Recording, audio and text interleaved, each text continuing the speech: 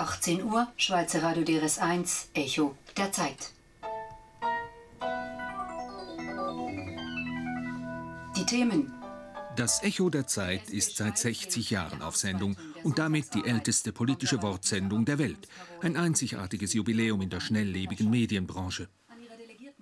Es waren vor allem die Auslandkorrespondenten, die mit ihren Stimmen der Sendung Gewicht gaben. Zum Beispiel Hans O. Staub, der 1956 aus Ungarn berichtete.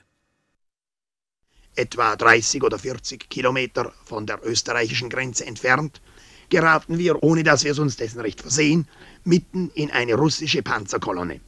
Erleichtert atmen wir auf, als die Soldaten uns schließlich den Weg Richtung Österreich freigeben. Die Dörfer aber, die wir hier noch durchfahren und die gestern oder vorgestern vor Leben wimmelten, vor Freude strotzten, kann man wohl sagen, sind heute nun plötzlich ausgestorben. Im Laufe der Jahrzehnte wurde die Sendung ständig ausgebaut. An der Schwelle zum 7. Jahrzehnt seines Bestehens produziert das Echo jährlich rund 2600 Beiträge zu den wichtigsten politischen Ereignissen im In- und Ausland.